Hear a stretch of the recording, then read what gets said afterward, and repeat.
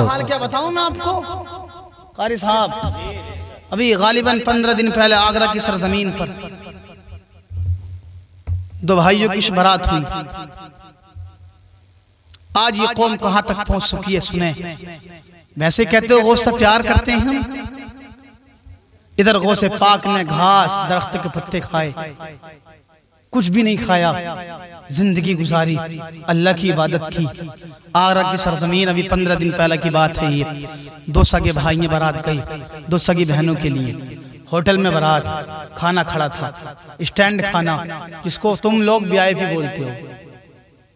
बोलते हो कि नहीं बोलते हो भाई? अगर खड़ा होकर खाना वीआईपी है तो गाय भी तो खड़े होकर खाती है, वो भी वीआईपी हो गई। फिर भैंस भी तो खड़े होकर खाती है, वो भी वीआईपी। तो वो भी वीआईपी और तुम भी वीआईपी, तो फिर फर्क क्या रह गया तुम लोगों? तो खाना खड़ा था, आधी बारात ने खाना खाया चली गई। एक नौजवान लड़का आया, एक रसगुल्ला दे दो, देने वाले ने रसगुल्ला दिया। दूसरा मांगा, देने वाले ने मना कर दिया। अब सुने कारी साहब क्या हुआ, आज की ये कौम कहां तक पहुंच चुकी है। दूसरा रसगुल्ला देने से इनकार कर जब किया, कुर्सियों से बरसात शुरू हो गई, मारपीट शुरू हुई, यहां तक नौबत पहुंची, लट्ठी चले, कुर्सीबाजी चली, नौबत यहां तक पहुंची एक का मटर हो गया एक रसगुल्ले के ऊपर। एक दुनिया की सरजमीन से चला गया। लड़कों की शादियां बगैर निकाह के घर वापस चली गई, लड़के दुल्हन अपने घर है, बगैर निकाह के लड़के अपने घर पहुंचे। ए लोगों, होश से प्यार वालों, ये है आज के मुसलमान की गैरत। शर्म नहीं आती, गैरत नहीं आती। एक रसगुल्ले से, एक रसगुल्ले की कीमत एक जवान से बढ़ा दी। गौस से प्यार तो करते हो तुम, लेकिन गौस की बात मानने तैयार नहीं। सुने जरा मोहब्बत से बोल दें सुभान अल्लाह। गौसे पाक की बारगाह में एक बूढ़ी आई, आंखों से आंसू निकल रहे हैं। मेरे गौस ने फरमाया, उम्र 7 साल की है, ज्यादा नहीं 7 साल की, बचपने का जमाना है। बूढ़ी रोते रोते गौसे पाक की बारगाह में आई। मेरे गौस ने फरमाया, बूढ़ी तो क्यों रो रही है? तो उस बूढ़ी ज़ईफ़ा ने कहा था, मैं बच्चे तुझे क्या बताऊं, बड़े बड़े मौलाना के पास में चली गई, बड़े बड़े पीरों के पास में चली गई, बड़े बड़े तवीज़ करने वालों के पास में चली गई, लेकिन बात यह है मेरे बेटे की शादी को काफ़ी अरसा गुजर गया है, औलाद नहीं है, बड़ा परेशान हूँ मैं, दिल हर वक्त रोता है, आँख से आंसू टपकते हैं। ए बच्चे, एक वली ने तो मुराकबा करने के बाद बता दिया कि इनके मुकद्दर में औलाद नहीं है, दिल परेशान है। बच्चे क्या बताऊं मैं तुझको, हर वक्त आंख से आंसू टपकते हैं, दिल रोता है। बच्चे ने जब इतना सुना था, बच्चे ने कहा, ये जो तुम्हारे साथ तुम्हारी बहू है पर्दे में, यही है? उस बूढ़ी ज़ईफ़ा ने कहा था, हाँ हाँ बच्चे, ये मेरे साथ मेरे बेटे की बीवी है जो पर्दे की हालत में है, काफी अरसा गुजर गया है शादी को, लेकिन औलाद नहीं है, मेरा बेटा भी परेशान है, बीवी भी परेशान है, मैं हूँ। बच्चे क्या, दिल बड़ा परेशान है। बच्चे ने जब इतना सुना था, बच्चा कहने लगा, अल्लाह अता फरमा देगा।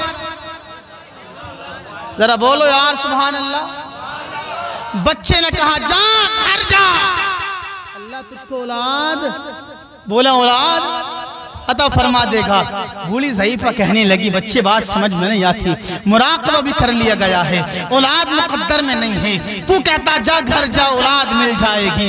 अज़ीज़ान मिल्लत इस्लामिया, मेरे गौसे आज़म ने फरमाया, हाँ बूढ़ी घर तो जा, जा घर जा। उधर अल्लाह तबारक व तआला की बारगाह में मेरे गौस ने अपने हाथों को उठाया, खुदा की बारगाह में कहने लगे, या अल्लाह, इस बूढ़ी के बेटे को तू औलाद अता फरमा दे। अल्लाह तबारक व तआला की तरफ से जरा बोले सुभान अल्लाह, और जिंदा दिली से बोले या रसूल अल्लाह, या रसूल अल्लाह। उधर मेरा गौसे आज़म है, 18 साल की उम्र हुई, बगदाद की सरजमीन पर हैं, जामा मस्जिद में ऐलान किया, कदमी हाज़िही अला रक़बति कुल्ली वलिय्यिल्लाह। उधर वो बूढ़ी ज़ईफ़ा कमज़ोरी का आलम था, उस बच्चे को देखने के लिए घर से बाहर रोज़ाना जाती थी। बस एक बार बच्चे से मुलाकात हो जाए, एक बार बच्चे के चेहरे का दीदार हो जाए। अज़ीज़ान मिल्लत इस्लामिया, जब ये ऐलान किया मेरे गौसे आज़म ने, मेरा कदम हर वली की गर्दन पर है। एक शोहरत सी आम हो गई, उस बूढ़ी के कानों में आवाज़ पहुंच गई कि हो ना हो वही बच्चा हो सकता है जिसने मेरे लिए कहा था जा अल्लाह तुझको औलाद अता फरमा देगा। अज़ीज़ान मिल्लत इस्लामिया, उस बूढ़ी ने जब इतना सुना, बगदाद की सरजमीन पर पहुंची, उस बच्चे से मुलाकात की, बच्चे से मुलाकात करनी थी। उस बूढ़ी ज़ईफ़ा ने कहा अल्लाह ने मेरे बेटे को 11 बच्चे अता फरमा दिए हैं, इतना सुनना था। बूढ़ी कहने लगी ए बच्चे जरा तू ये तो बता दे क्या मामला, मुराद के बाद भी औलाद में नहीं थी, तूने ऐसा क्या कि बारगाह में अल्लाह फरमा दी। मेरे को ने कहा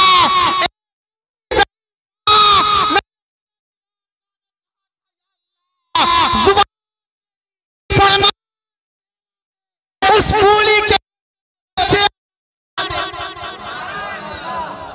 उधर जुबान खुलनी थी, अल्लाह ने दुआ को कबूल फरमाया।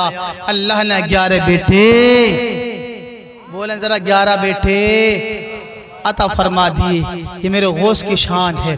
ये लोगों गौस से प्यार करने वालों कभी कभी समझा करो मेरे गौस आज़म ने किस हालत में ज़िंदगी गुजारी है। हम भी हैं, आप भी हैं। गौस पाक की बहुत बहुत बड़ी करामत हैं। सुने आओ जरा, शेख अबुल वफ़ा हैं, तवज्जो है आपकी, जरा बोला सुभान अल्लाह। शेख अबुल वफ़ा मिंबर पर खड़े होकर ऐलान कर रहे थे, नसीहत कर रहे थे। शेख अबुल वफ़ा, क्या हुआ, मेरा गौसे आज़म का बचपने का ज़माना है, आप उनकी महफिल में गए, लेकिन शेख अबुल वफ़ा ने कहा इस बच्चों को बाहर कर दिया जाए। मेरे गौसे आज़म को महफिल से बाहर कर दिया गया, दरवाज़ा लगा दिया गया। उसके बाद मेरा गौसे आज़म फिर अंदर आए, फिर शेख अबुल वफ़ा ने कहा फिर इस बच्चे को बाहर निकाल दिया जाए। बच्चे को बाहर निकाल दिया गया, फिर मेरा गौसे आज़म अंदर आए महफिल में, फिर तीसरी मर्तबा ऐलान किया शेख अबुल वफ़ा ने इस बच्चे को बाहर निकाल दिया जाए महफिल से। बच्चे को बाहर निकाल दिया गया। मेरा गौसे आज़म है, 3 बार बाहर निकल गए, चौथी बार फिर अंदर आए। शेख अबुल वफ़ा ने कहा, जितने हाज़रीन बातों को सुन रहे थे, शेख अबुल वफ़ा ने कहा ए वालों खड़े हो। शेख वफ़ा भी मिंबर से खड़े हो गए। खड़े होने के बाद कहा बच्चे मेरे पास आ। नारे रिसालत मसलके आला हजरत फैजान गौसे आज़म मुफ्ती शहीमुद्दीन साहिब क़िबला, नारे तकबीर, नारे रिसालत। अरे बोलो सुभान अल्लाह। शेख अबुल वफ़ा ने कहा यह कोई आम बच्चा नहीं है। निकालने का मकसद ये था कि बार बार निकाला जाएगा बच्चा, सबकी नज़र इस पर पड़ेगी। चौथी मर्तबा इसलिए बुलाया गया है अब ताकि तुम समझ लो कि ये कोई आम बच्चा नहीं है, बल्कि ये गौसे पाक हैं। इनका आने वाले दौर में सिक्का चलेगा। अज़ीज़ान मिल्लत इस्लामिया, आपको बताना ये चाहता हूँ मैं, गौसे पाक को जिसको महफिल से निकाला गया उसी के लिए मिंबर छोड़ दिया गया। उसी के लिए मिंबर छोड़ने के बाद इस्तकबाल करा लिया गया। अज़ीज़ान मिल्लत इस्लामिया, शेख अबुल वफ़ा ने मेरे गौसे आज़म से कहा था ए गौस बच्चे, जब तेरा दौर आ जाए, अब तो हमारा दौर है, हमारा दौर है, हमारा दौर खत्म हो जाएगा। जब तेरा आएगा, तेरा दौर मिटाने वाले खुद मिट जाए, तेरा चर्चा खत्म नहीं हो पाएगा। शेख वफ़ा ने कहा था बच्चे जब तेरा इस बूढ़े से दूर मत करना। इतना बच्चे ने सुना था। शेख से कहा सब हो जाए, लेकिन तेरा चर्चा सुबह क़यामत तक बाकी रहेगा। ये मेरे गौस आज़म की शान है। दुनिया फना हो जाएगी लेकिन गौस का चर्चा कभी खत्म, जरा बोलिए कभी खत्म। ये गौस है, गौस गौस फरमाते हैं जो मुझे पुकारे मैं उसकी मदद करता हूं। अरे कौन है गौस? सुने, बयान करते हैं गौसे आजम। एक मर्तबा मेरी ख्वाब मेरी मैंने जियारत आक़ा करीम की हजरत अली भी साथ थे। तवज्जो है, जरा बोले सुभान अल्लाह। मेरे गौसे आजम बयान फरमाते हैं मैंने जियारत की, जोहर की नमाज से पहले आका का चेहरे का दीदार किया, हजरत अली के चेहरे का दीदार किया।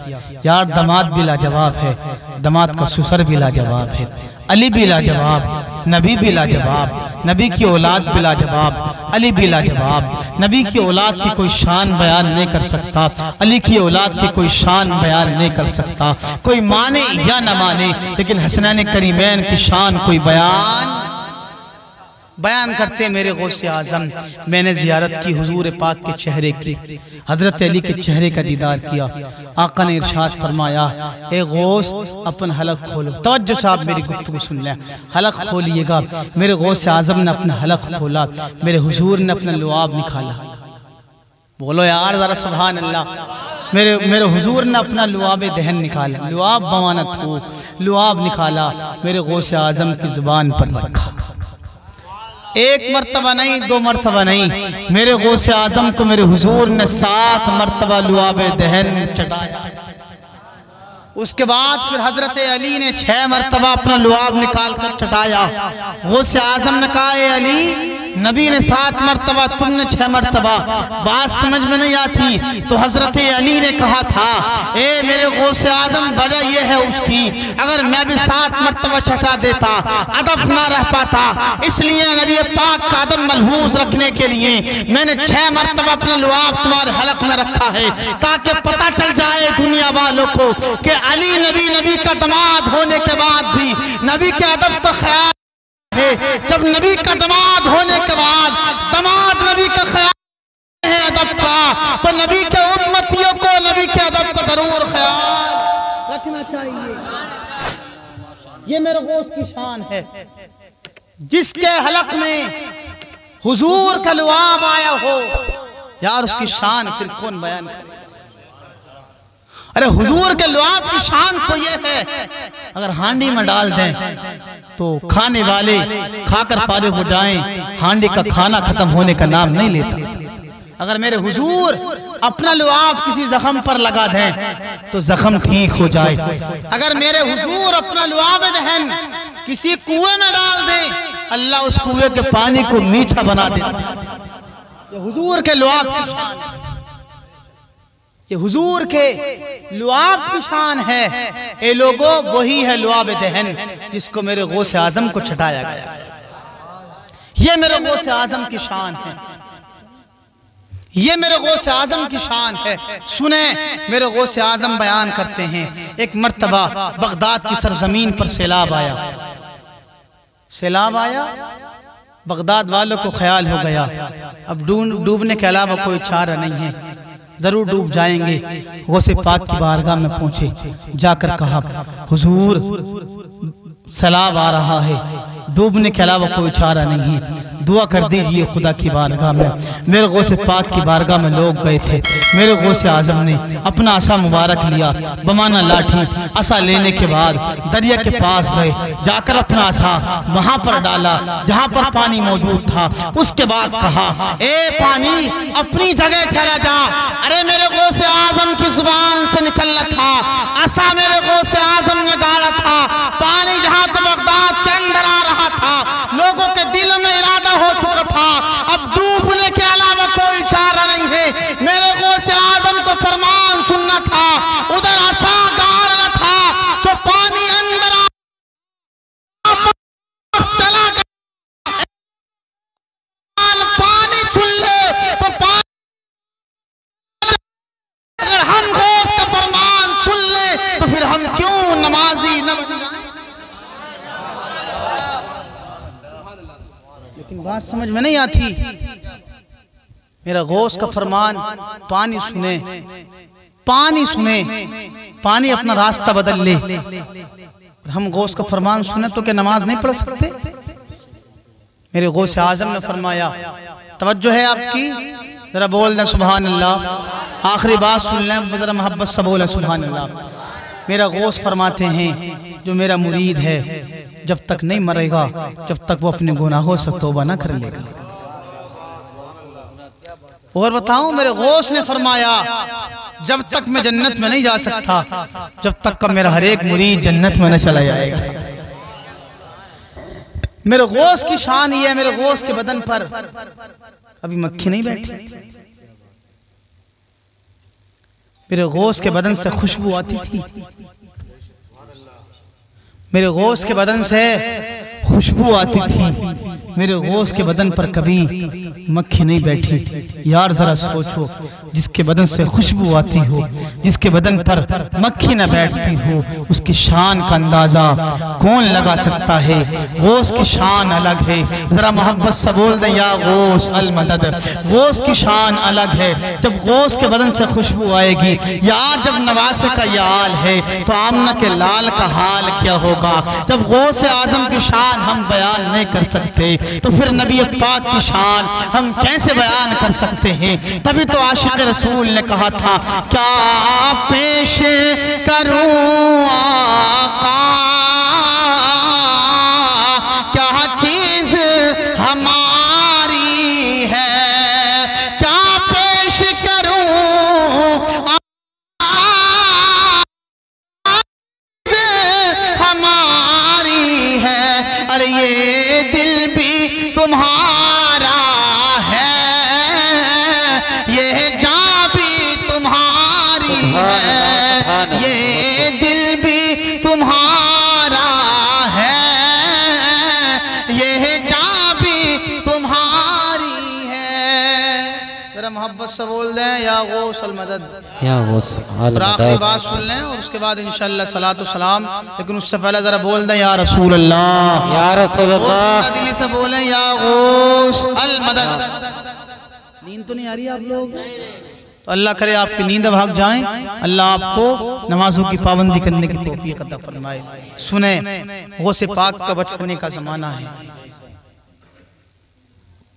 गौसे पाक एक मर्तबा बाहर गए, पैदल सफ़र किया, रास्ते में एक बैल ने इनका पीछा किया। बैल बमाना जानवर, आप जानते हैं। पीछे किया, आवाज़ आई, ए अब्दुल कादिर कहाँ जा रहे हो। इतना सुनना था। मेरे गौसे आजम परेशान, यार जानवर आवाज़ दे रहा है, बात समझ में नहीं आती। ये अपने घर गए, जाकर कहा, अम्मी सैयदा फातिमा उम्मुल खैर, मैं बड़ा परेशान हूँ, आज मेरे साथ ऐसा ऐसा मामला हो गया है, माँ क्या करूँ, दिल पर परेशानी है। मैं ये शहर छोड़कर बगदाद जाना चाहता हूँ तालीम हासिल करने के लिए।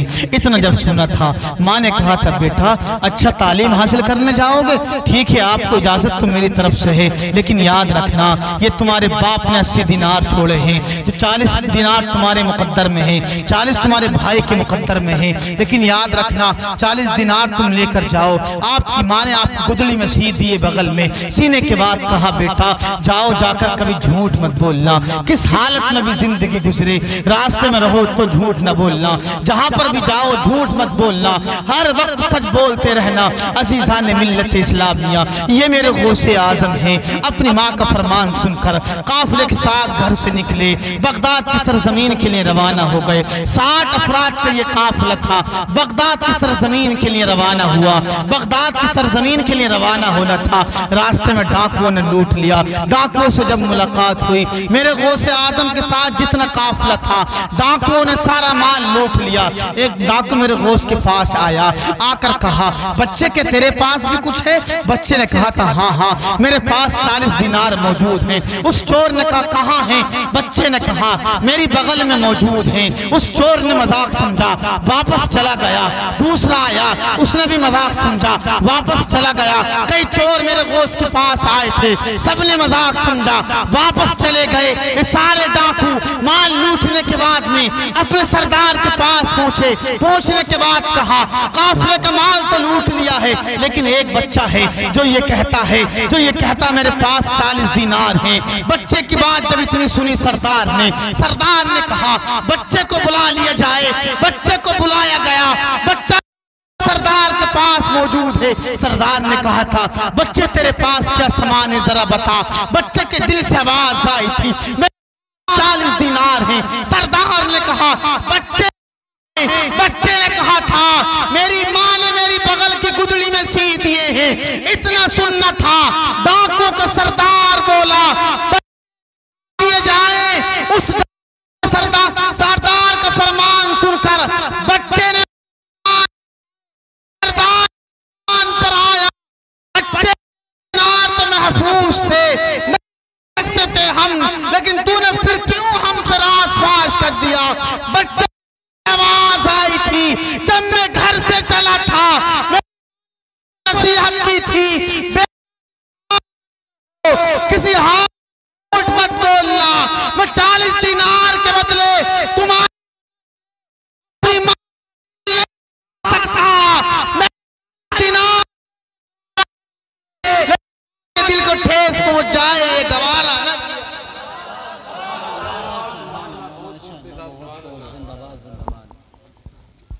तुम्हारी वजह से मैं माँ का दिल नहीं दुखा सकता। मैं 40 दिनार देना गवारा कर सकता हूँ, लेकिन माँ के दिल को ठेस पहुंचे ये गवारा नहीं कर सकता। आज हम भी हैं, हमारी माएँ भी हैं, हमारे वालिदैन भी हैं। आज हम अगर घर से बाहर जाते तो न बाप से इजाजत लेते, न माँ से इजाजत लेते, न बाप से कुछ मालूम करते, न माँ से। जरा सोचो यार, जब तुम घर से चला करो ना बाहर के लिए, अपने माँ बाप से अपने सरों पर हाथ रखवा लिया करो। अगर तुम्हारे माँ बाप तुम्हारे सरों पर हाथ रखेंगे ना, इंशाअल्लाह अल्लाह तुम्हारे रास्ते की परेशानियों को दूर फरमा देगा। लेकिन हम क्या करें, हम माँ से बात करने तैयार नहीं है, हम तो अपने बाप से बोलने तैयार नहीं। अरे तुम माँ बाप की शान क्या समझोगे। आका इरशाद फरमाते जिसने अपने माँ बाप का चेहरा एक मर्तबा देखा, अल्लाह उसको हज मकबूल का सवाब अता फरमाएगा। सहाबी ने कहा या रसूल अल्लाह, अगर कोई दिन में 100 मर्तबा देखे तो आका ने इरशाद फरमाया अल्लाह उसको 100 हज मकबूल का सवाब अता फरमाएगा। वो नौजवान बड़े नादान हैं जिनके माँ बाप जिंदा हैं, वो फिर भी अपने माँ बाप से बात करने तैयार नहीं। याद रखना, बस 1 मिनट में बता दूं आपको, अगर आपसे आपके माँ बाप नाराज है ना, न तुम्हारी नमाज कबूल की जाएगी, न रोजे कबूल किए जाएंगे, न ज़कात कबूल की जाएगी, न हज कबूल किया जाएगा।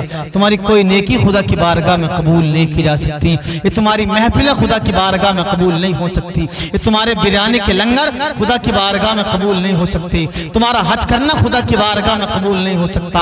हाँ, अगर चाहते हो तुम्हारी नमाजें खुदा की बारगाह में कबूल हो जाए, तुम्हारे रोजे खुदा की बारगाह में कबूल हो जाए, तुम्हारा हज खुदा की बारगाह में कबूल हो जाए, तुम्हारी सारी नेकियां खुदा की बारगाह में कबूल हो जाए, तो अपने माँ बाप को राजी कर लो। अगर माँ बाप राजी तो अल्लाह राजी, रसूल राजी, और अगर माँ बाप नाराज तो अल्लाह रसूल नाराज।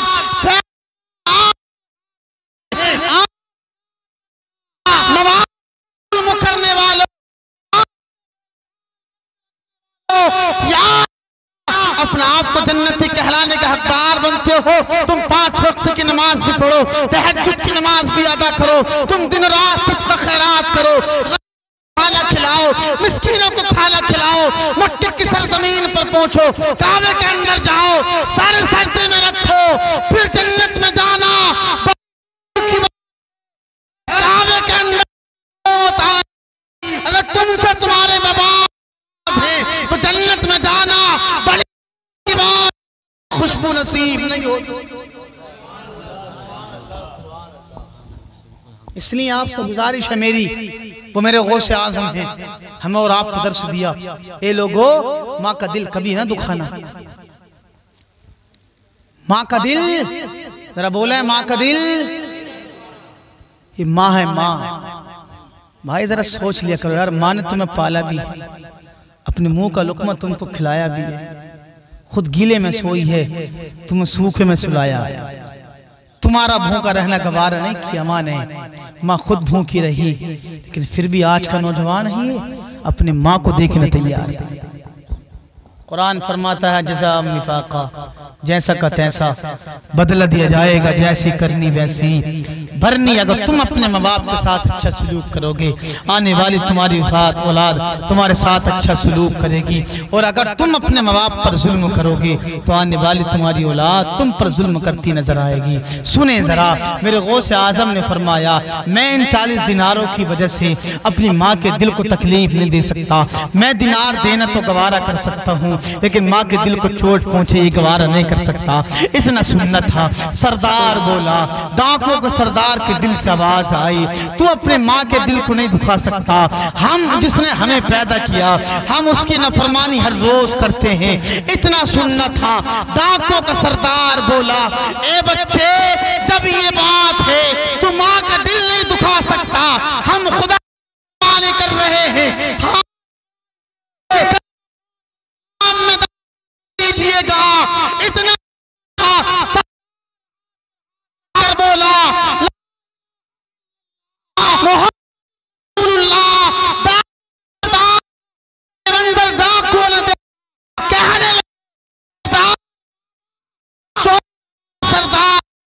अब तुम ईमान लो तो हम भी अभिमान तुम्हारे साथ ही साथ ले आए। सुभान अल्लाह, सुभान अल्लाह। पहला अफराद थे, डाकुओं का पहला काफिला जो मेरे गौस के आजम के हाथ पर ताइब होने के बाद ईमान लाया था। ए लोगों, गुजारिश है मेरी आपसे, मेरे गौस आजम ने सच को आम किया है, तुम भी सच फैलाओ, झूठ से बचो। तुम खुद झूठ मत बोलो, गौस पाक के फरमान पर अमल करो। गौस पाक से तुम प्यार करते हो ना, तो जरूर तुम गौस पाक के फरमान पर अमल करोगे। गौस ने सच्चाई का दामन हर वक्त थामा है। आप सभी गुजारिश है, आपके दिलों में अगर गौस का प्यार है, सच बोलो, झूठ से दूर रहो। अपने माँ बाप की खिदमत करो, बुरे कामों से बचो। अगर तुम अपने माँ बाप की खिदमत करो, झूठ से दूर रहोगे, इंशाअल्लाह तुम्हें हर जगह कामयाबी और कामरानी मिलेगी। जब तुम हर जगह कामयाब हो जाओगे, फिर मेरा दिल यूं कहेगा, जिनको पूछता न था कोई वो बिला जवाब हो गए। सुभान अल्लाह, माशाअल्लाह। बोल दो यार, सुभान अल्लाह, सुभान अल्लाह। जिनको पूछता न था कोई वो बिला जवाब हो गए। जिनको पूछता न कोई वो बिला जवाब हो गए। अरे मुस्तफा के पाँव चूम के ज़र्रे आफ़ताब हो गए। मैं बयां तो क्या मुस्तफा की शान को, मैं बयां तो क्या अपने मुस्तफा की शान को। अरे जिस तरफ से मुस्तफा गए, काट भी गुलाब हो गए। जिस तरफ से मुस्तफा गए, काट भी गुलाब हो गए।